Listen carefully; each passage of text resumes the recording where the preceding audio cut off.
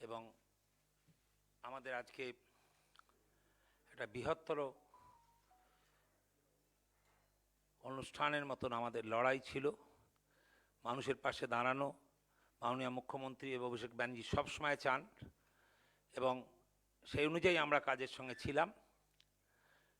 এবং তার পরবর্তীকালে বিজেপি গভর্নমেন্টস বিশেষ করে যেভাবে আমাদের আটকানোর চেষ্টা করেছেন, তার ফলস্বরূপ হবে আমাদের নেতৃস্থানীয় সবাই আমাদের জানিয়েছেন, অভিষেক অফিস থেকে মমতা ব্যানার্জি বলেছেন যে আমরা লড়াই করতে যাচ্ছি না, সবার কাজে আসছি।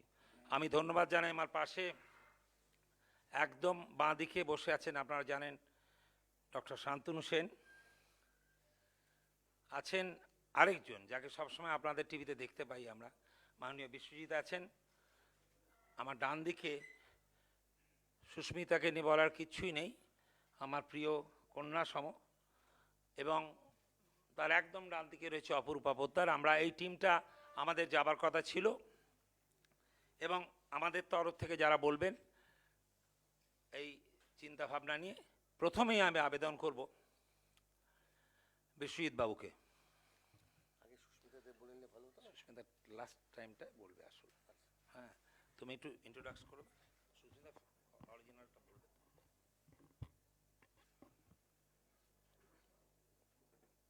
নমস্কার। প্রসূনবাবু তো আপনাদের কাছে আমাদের যাওয়ার উদ্দেশ্য এবং আমরা কেন যেতে পারলাম না সেটা ব্যাখ্যা করে বলেছেন। আমি আর সেটা রিপিট করতে চাই না, কিন্তু একটা কথা আমি বলবো যে আমাদের যাওয়ার ব্যাপারে কিন্তু কোনো রকম দ্বিধা ছিল না এবং আমরা কিন্তু যাওয়ার উদ্দেশ্যে কলকাতা এয়ারপোর্টে পৌঁছেছিলাম এবং প্রসূনবাবু, সুস্মিতা দেব, অপরূপা পোদ্দার, এরা তিনজন মাননীয় সাংসদ, এনারা সকালবেলার ফ্লাইট ধরে কলকাতা বিমানবন্দরে পৌঁছেছেন এবং আমরা যখন বোর্ড করতে যাচ্ছি ঠিক সেই মুহূর্তে আমরা খবর পেলাম যে 144 ধারা লাগু করা হয়েছে এবং তার সাথে সমস্ত ভেহিকল মুভমেন্ট বন্ধ করে দেওয়া হয়েছে এবং সেই নোটিফিকেশনটা জারি করেছে মন ডিস্ট্রিক্ট থেকে ডিস্ট্রিক্ট ম্যাজিস্ট্রেট। এবং আমরা খবর পেলাম যে আমাদেরকে জোরহাট থেকেই বেরোতে দেবে না, জোরহাট বিমানবন্দর থেকেই আমাদেরকে বেরোতে দেবে না। আমরা কিন্তু ওখানে মানুষের পাশে দাঁড়ানোর জন্যই আমরা যাচ্ছিলাম। আমাদের নেত্রী মমতা বন্দ্যোপাধ্যায়, আমাদের নেতা অভিষেক বন্দ্যোপাধ্যায়, তাদের নির্দেশে আমরা মানুষের পাশে যারা আজকে মারা গেছেন, এই অত্যন্ত দুঃখজনক ঘটনা যে আজকে নাগাল্যান্ড সরকার এবং ভারতবর্ষের সরকার আজকে সম্পূর্ণরূপে ব্যর্থ এবং তারা নাগাল্যান্ডের যে একটা ডিপ রুটেড স্ট্রাকচারাল প্রবলেম, সেই প্রবলেমটাকে কিন্তু মেটাতে তারা সক্ষম হয়নি এবং নাগাদের জীবনযাপন, নাগা মানুষদের অর্থনৈতিক অবস্থা সব দিক দিয়ে কিন্তু আজকে দুরবস্থা এখানে। এবং আজকে এই দায়িত্বটা কিন্তু কেন্দ্রীয় সরকার এড়াতে পারে না, তাদেরকে কিন্তু এই দায়িত্ব নিতে হবে। সিট গঠন করলাম, সিট গঠন করেই আমার দায়িত্ব শেষ সেটা বললে কিন্তু হবে না। আমরা এর কারণ জানতে চাই এবং কারা রেসপন্সিবল আমরা জানতে চাই। সমস্ত উত্তর পূর্ব ভারতে কিন্তু একটা অশান্তির পরিবেশ এবং সেই কারণে কিন্তু আমরা সর্বভারতীয় তৃণমূল কংগ্রেসের তরফ থেকে মাননীয় মমতা বন্দ্যোপাধ্যায়ের নির্দেশে এবং অভিষেক বন্দ্যোপাধ্যায়ের নির্দেশে আমরা ধীরে ধীরে আমাদের সংগঠন বিস্তার করছি এবং আগামী দিনেও আমরা বিস্তার করব। এবং আমরা জানি যে যতক্ষণ না এই নেডার হাত থেকে উত্তর পূর্ব ভারতকে আমরা মুক্ত করতে পারছি ততক্ষণ উত্তর পূর্ব মানুষ তারা কিন্তু শান্তি পাবে না এবং তারা কিন্তু ভালোভাবে বসবাস করতে পারবে না। আমি আমার এই ক্ষুদ্র বক্তব্য এখানেই শেষ করছি। আমি মাননীয় সংসদ শ্রীমতী সুস্মিতা দেবকে বলার জন্য শুনে স্টার্ট করো তুমি।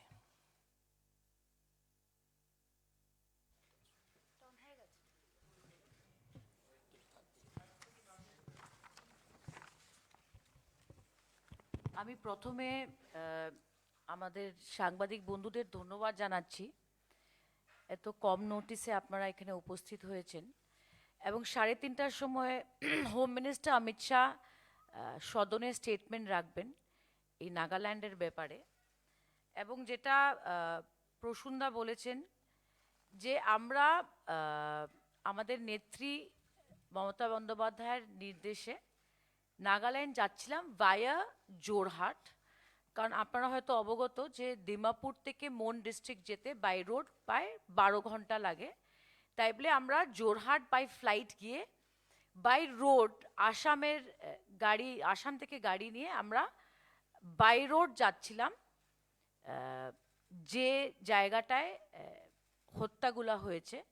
কিন্তু কলকাতা এয়ারপোর্টে আমাদের কাছে একটা সেকশন 144-এর নোটিশ দিল একজন সাংবাদিক বন্ধু, এবং সেটাতে যেটা বিশ্বদীপবাবু বলেছেন ক্লিয়ারলি লেখা আছে যে ভেহিকুলার মুভমেন্ট হতে পারবে না except for emergency service.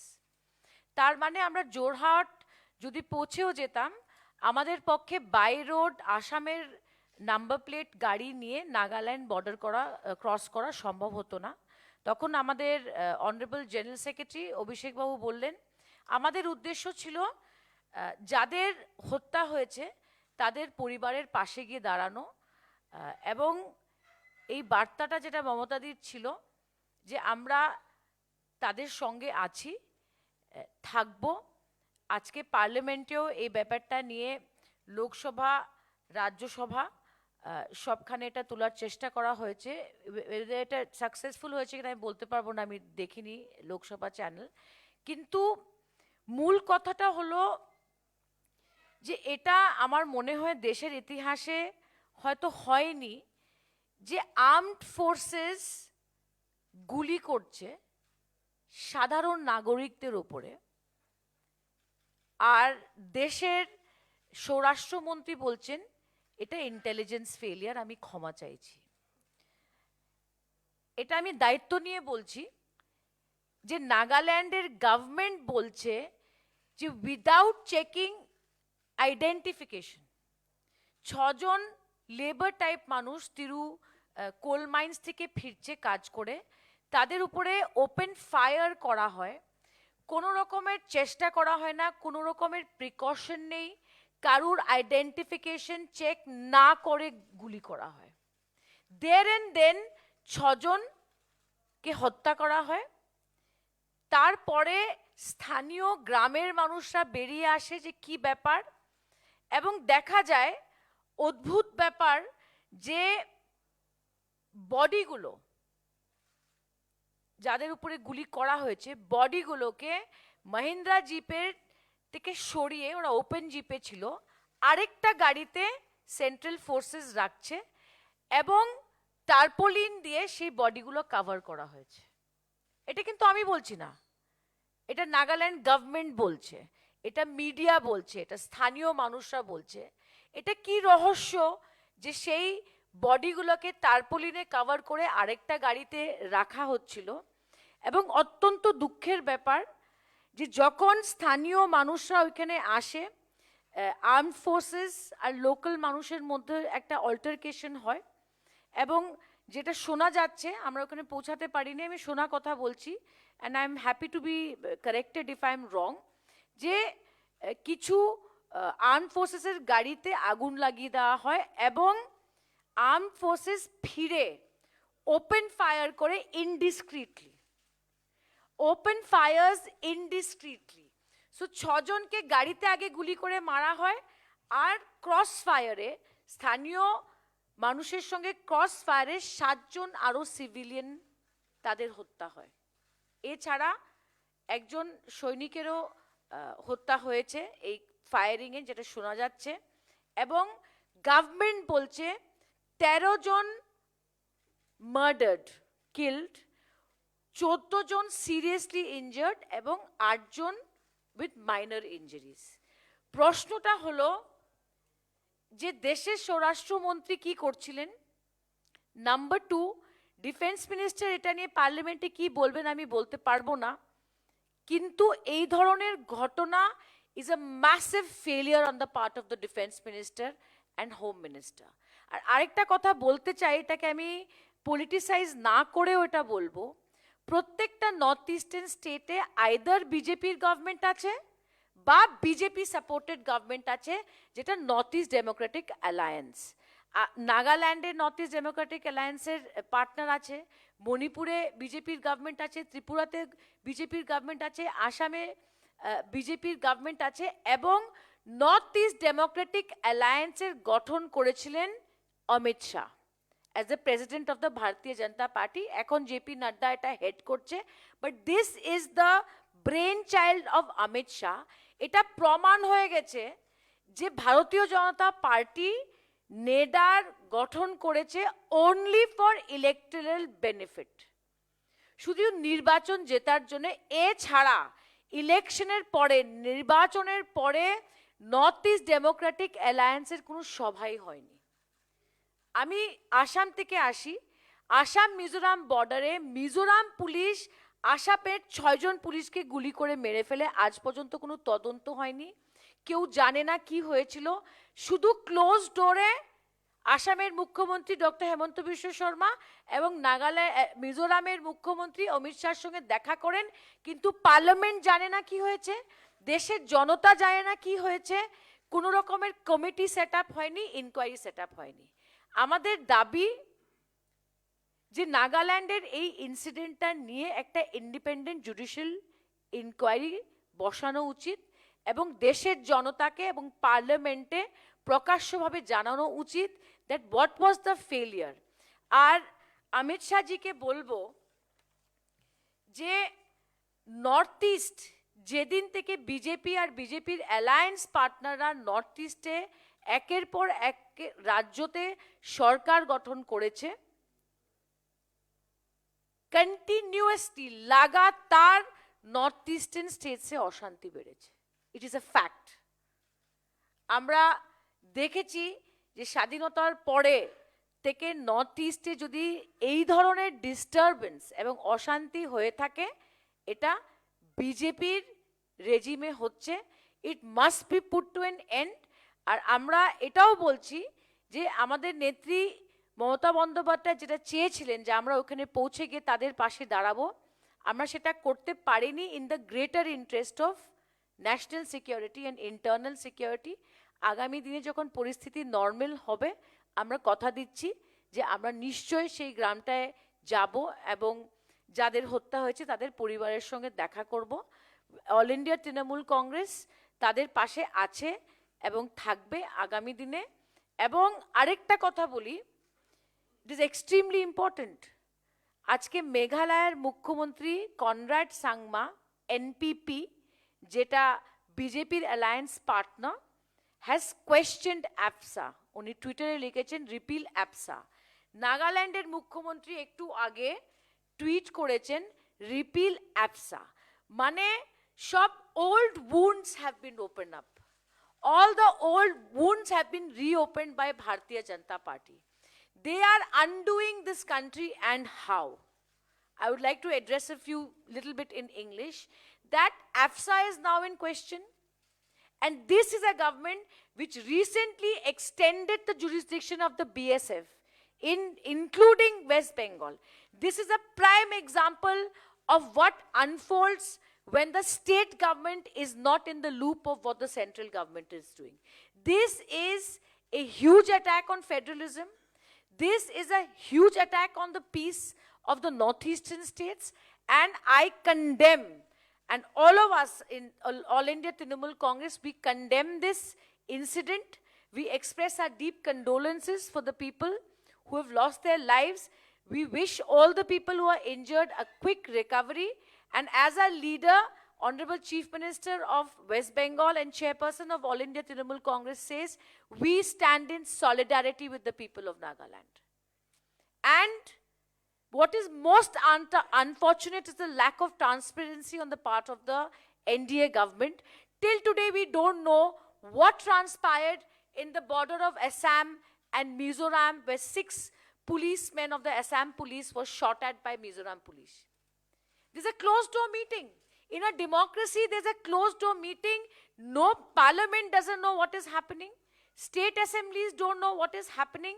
But this government is simply carrying on. We demand an independent judicial inquiry. We are aware that the Nagaland Chief Minister has set up an SIT to look into the matter and investigate the matter. But the truth must come forward, and that report of the committee must be tabled. It must be tabled in the parliament, and chief ministers of the state must be made privy to it.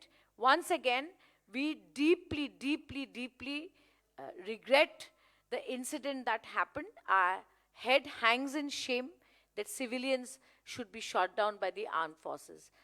আপনাদের যদি কোনো প্রশ্ন থাকে, I'm happy to answer it. আপনারা কি আসপা প্রত্যাহারের কোনো দাবি করবেন? জি, AFSA কিন্তু একটা অত্যন্ত sensitive matter. It is a question of national security versus internal security. এবং AFSA যখন লাগু হয় এবং AFSA যখন বাতিল করা হয়, এটার একটা প্রসেস রয়েছে যেটা গভর্নমেন্ট অফ ইন্ডিয়া ফলো করে।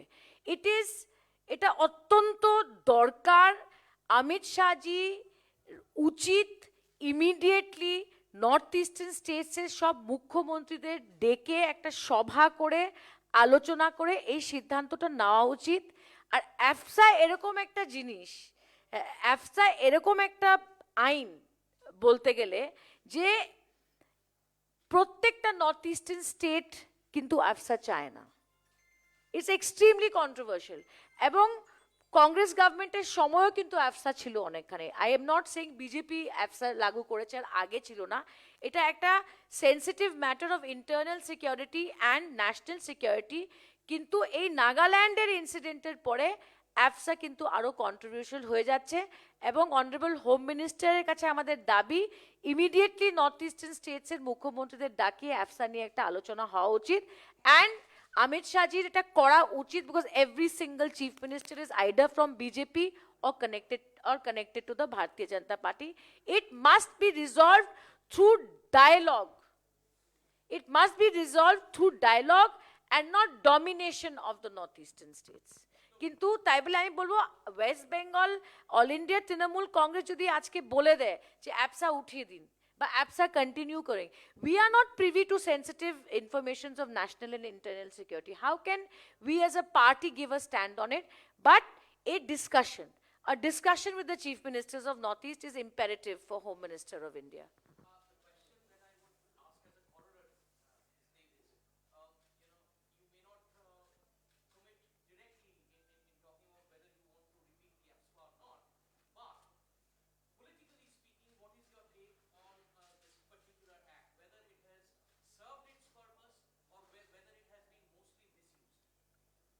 You see, unless when you analyze a legislation like you're asking me to, it is very extremely difficult to make a political statement, and I'll tell you why.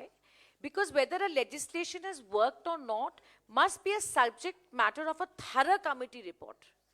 And flowing from what you're saying, I also think maybe that time has come for the government of India to actually set up a comprehensive committee to comprehensively look into whether AFSA is working in this country or not.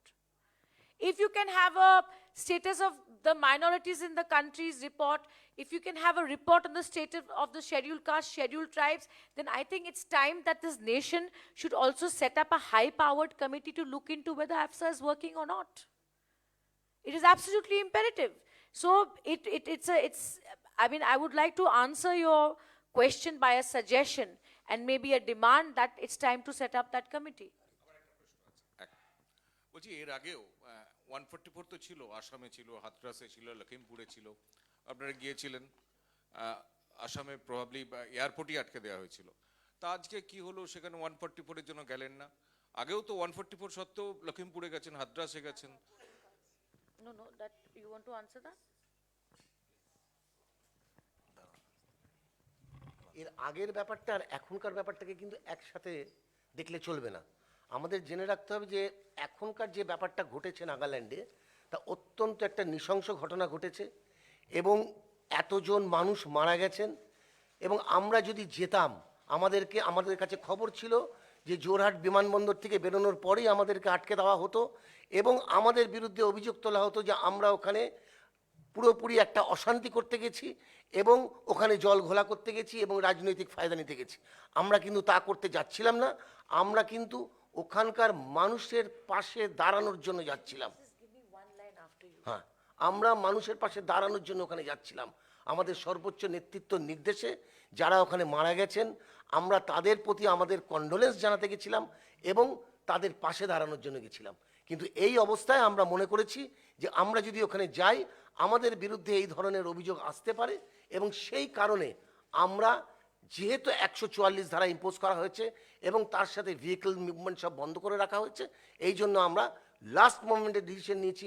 যখন একেবারে boarding time এসে গেছে, আমরা যখন board করতে যাচ্ছি, তখন আমাদের কাছে নির্দেশ এসেছে যে না, আমাদের যাওয়া হবে না। ইউ নো ওয়ান, একটা ছোট্ট কথা বলতে চাই, ডিফারেন্স, সি 144 মানে কি, not more than 5 people can gather. Lakhimpur খেরিতে আপনার হয়তো মনে আছে, আমরা দুটো গ্রুপে গেছিলাম। একটা গ্রুপে কাকলি দি আর আমি ছিলাম, আরেকটা গ্রুপে দোলা সেন ইত্যাদিরা ছিল, so that we don't break that norm.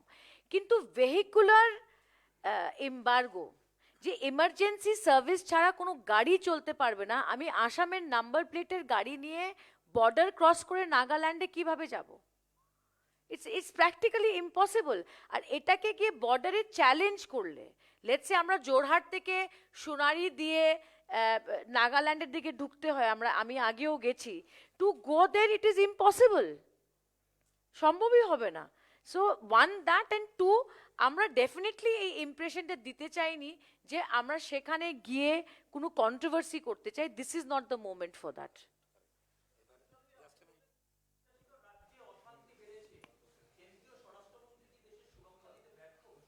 Yes, আমি মনে করি অমিত শাহ দেশের সুরক্ষা দিতে পুরোপুরি ব্যর্থ, 100% ফেলিয়ার। অমিত শাহজি হোম মিনিস্ট্রির পোর্টফোলিওটা কেন নিয়েছে? এটা দেশের সুরক্ষার জন্য না, বিজেপির সুরক্ষার জন্য, ইডি আর সিবিআই কে চালাবার জন্য উনি হোম মিনিস্ট্রিটা নিয়েছেন, not for the security of the country. And that is crystal clear how ED and all this agencies are being misused by the ministry. One minute, একটু পরে কোশ্চেনটা করো। নেক্সট পিপল ইজ দেয়ার, একটু Shantanu Sen, please don't mind. Doctor Shantanu Sen.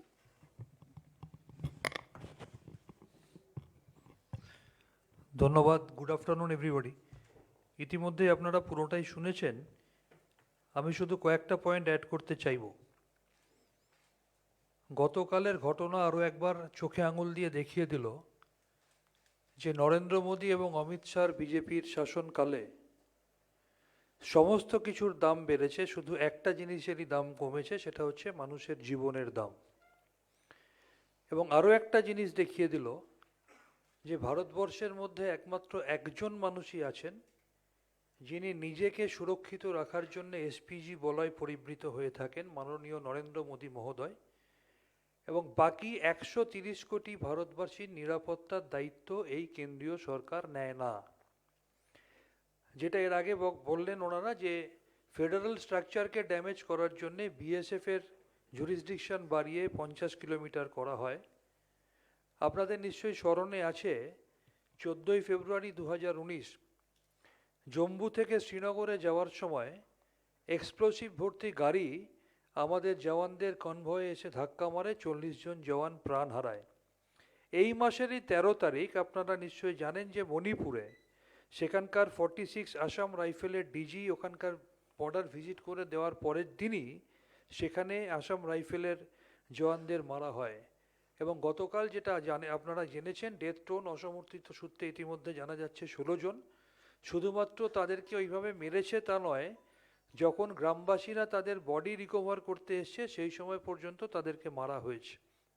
যেটা আগের আমাদের leadership বললেন, আমাদের না যাওয়ার কারণ, আমরা কোনোভাবে ভারতীয় জনতা পার্টিকে এই বলার কথার সুযোগ দিতে চাইনি যে তৃণমূল কংগ্রেস নেতৃত্ব এসে এখানে ল অ্যান্ড অর্ডার ভায়োলেট করেছে।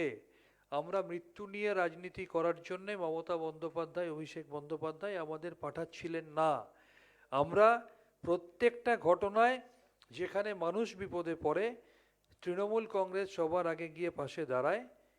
ঠিক একইভাবে এবারেও তৃণমূল কংগ্রেস মমতা বন্দ্যোপাধ্যায়, অভিষেক বন্দ্যোপাধ্যায়ের পক্ষ থেকে গিয়ে সেই ডিজিজড ফ্যামিলি যারা মারা গেছেন তাদের পরিবারের পাশে দাঁড়িয়ে সমবেদনা জানানোর এবং সলিডারিটি জানানোর জন্য আমরা যাচ্ছিলাম। কিন্তু আমরা দেখলাম, আমরা বুঝলাম যে আমরা গেলে ভারতীয় জনতা পার্টি তারা প্রচার করবে তৃণমূল কংগ্রেস এসে এখানে আরও বেশি ল অ্যান্ড অর্ডার ভায়োলেট করছে। সেই পলিটিক্যাল মাইলেজটা তাদেরকে আমরা দেব না, সেই কারণেই আমরা আমাদের নেতৃত্বের কথায় আমরা যাইনি। কিন্তু যেটা সবাই বলল, আমি একই কথা বলি, এই ধরনের ঘটনা চোখে আঙুল দিয়ে আরও একবার প্রমাণ করে দিল এটা শুধু ইন্টেলিজেন্স ফেলিওর নয়, ভারতবর্ষের 138 কোটি মানুষের নিরাপত্তা নিয়ে বর্তমান ভারত সরকার একেবারেই বদার্ড নয়। তারা শুধু নিজেদের সুরক্ষা, নিজেদের নিরাপত্তা এবং সামগ্রিক রাজনীতি নিয়ে চিন্তিত। এবং এটাও তার সাথে সাথে আমরা বলতে চাই, যেখানে যেখানে এ ধরনের ঘটনা ঘটবে সবার আগে তাদের পাশে তৃণমূল কংগ্রেস, মমতা বন্দ্যোপাধ্যায় পৌঁছে যাবে। এর ব্যতিক্রম আগেও হয়নি, ভবিষ্যতেও হবে না।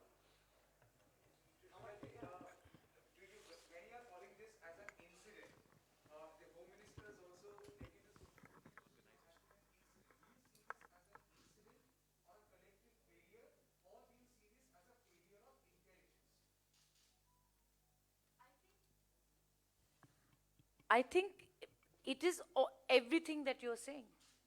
Today, if there's an intelligence failure where it leads to the killing of civilians, where is the accountability? According to me, Mr. Amit Shah should tender his resignation. 14 civilians killed, 1 soldier killed, whether it is failure of intelligence, it has to be collective responsibility in a democracy. Believe me, in any other country or in any other government, this calls for the resignation of Mr. Amit Shah. Will he do it? Do these lives matter, like Dr. Sen said? If these lives matter to this government, then Amit Shah should step down on this issue. That's what we think. Last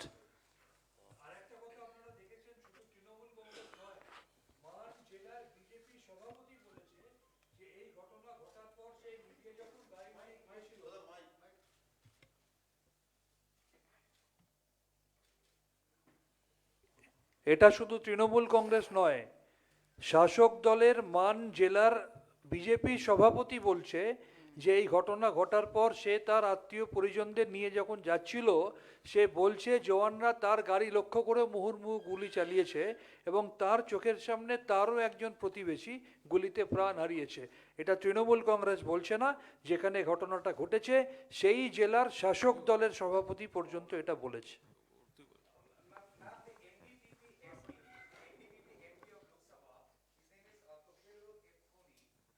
Which state? Nagaland, हाँ. अच्छा NDPP, हाँ. NPP.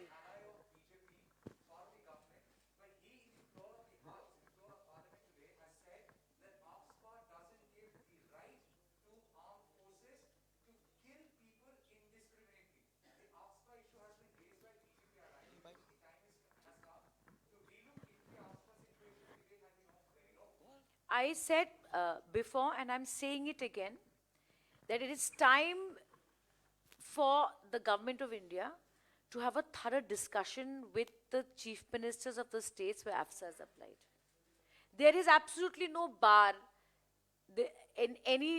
no legal bar, no political bar, no constitutional bar to Amit Shah ji and the defense minister and the home minister to sit with the chief ministers of these states. They should not, it is not always about being in power. There are some things in the national interest and in the interest of the Northeast region, and that's the way they need to think about it. So, if in alliance of the Member of Parliament of Nagaland is questioning the application of AFSA, one, it's not new. It has been continuously questioned in the Northeastern states, but it should at least be alarming for the Honorable Home Minister that their own alliance partner is questioning it. What is stopping this government from having a dialogue to review this? Basically, this government believes in absolutely no dialogue. They've done it with the BSF thing. Did they discuss it with the Chief Minister of West Bengal whether BSF's jurisdiction should be extended or no?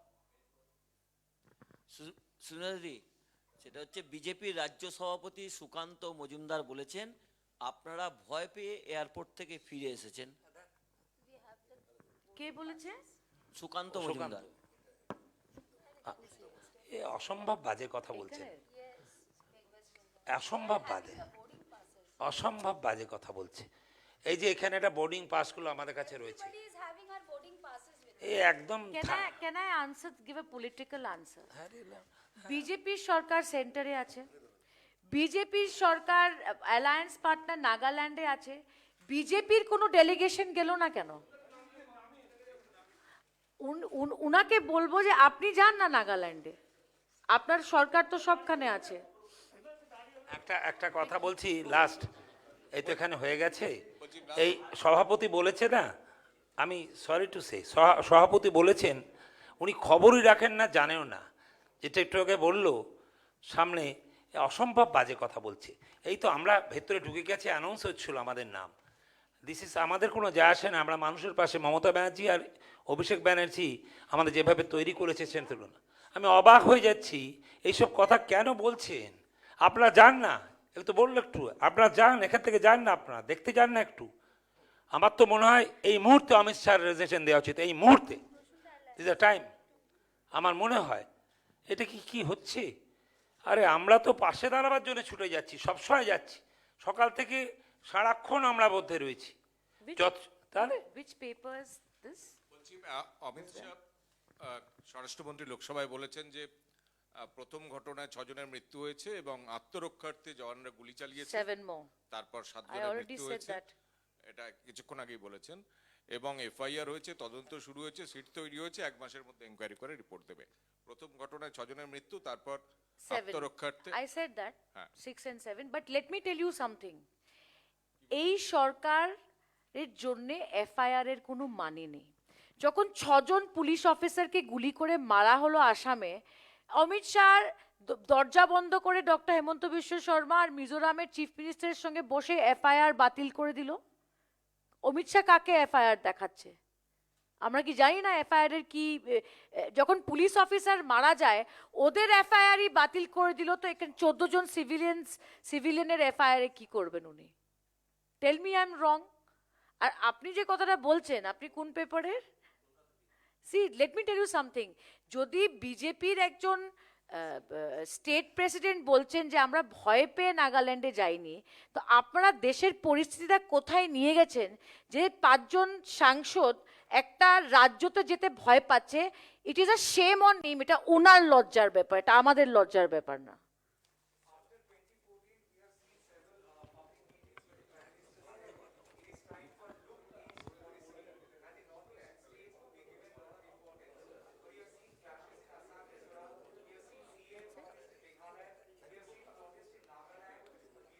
What's the question? Let me put it on record. BJP and especially the RSS, they don't even understand the Northeast. They have absolutely no idea about how the Northeastern culture works, how sensitive the security issues of Northeast are. RSS has no clue. We know what's his name, Madhav, Ram Madhav did in Northeast. What is Ram Madhav's track record in Northeast? And let me tell you, every chief minister of Northeast is unhappy with the RSS and unhappy with the BJP. That be rest assured, and that's why I'm very happy that my leader, Mamata Banerjee, is looking at Northeast more closely. I think that the time is right.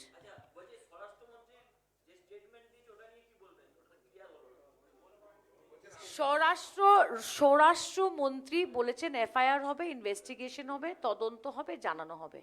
আমি বলছি স্বরাষ্ট্রমন্ত্রীকে যে আপনার FIR এর প্রতিশ্রুতি আমরা 1 সেকেন্ডের জন্যও seriously নেই না।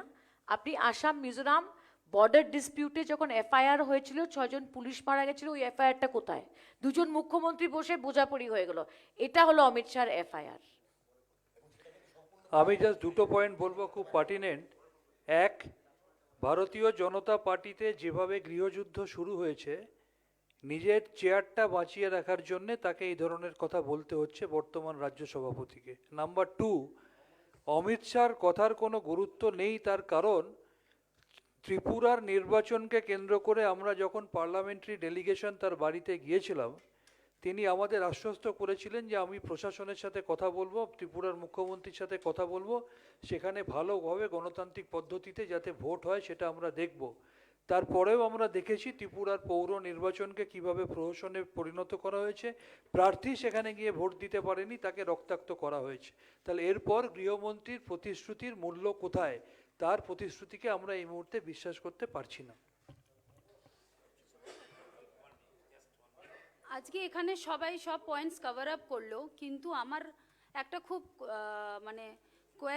খুব অদ্ভুত লাগছে যখন দেশ করোনার ফার্স্ট সেকেন্ড ওয়েভ ক্রস করে এখন এক নতুন ভ্যারিয়েন্ট দিকে যাচ্ছে, কেন এই ধরনের ঘটনা নর্থ ইস্টে বারবার হচ্ছে? যেভাবে ত্রিপুরাতে যারা বলে নাকি পশ্চিমবঙ্গে গণতন্ত্র নেই, তাদের শাসিত বিজেপি রাজ্যে গণতন্ত্র নেই বলে কয়লা খাদানে যারা নিজেদের রুজি রুটি আর্ন করার জন্য কাজে গেছিল, সেই 6 জনকে যে হত্যা করা হলো, সেই 6 জনের পরিবারের পরিবারের ভার কে নেবে? এটা স্বরাষ্ট্রমন্ত্রীর ক্লিয়ার করা উচিত। তারা সবাই ঠিকমতো ভ্যাকসিন পেয়েছে কিনা এই 5টা রাজ্য, সেটাকে ক্লিয়ার করা উচিত। এবং 7 স্টেটস, এবং এই যে ঘটনাগুলো ঘটছে এর একটা তো কারণ হবে নিশ্চয়ই, যে they have not done development. তারা বুঝতে পেরেছে যে people are not in their favour, সেই জন্য এই ধরনের ঘটনা করে মাইন্ডটাকে অন্যদিকে ডাইভার্ট করার চেষ্টা করছে। এটা তো অ্যান্সার দেওয়া উচিত।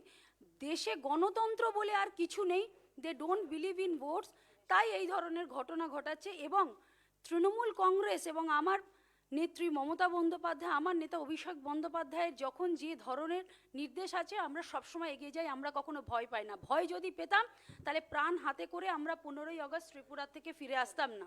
So we always go ahead. Thank you.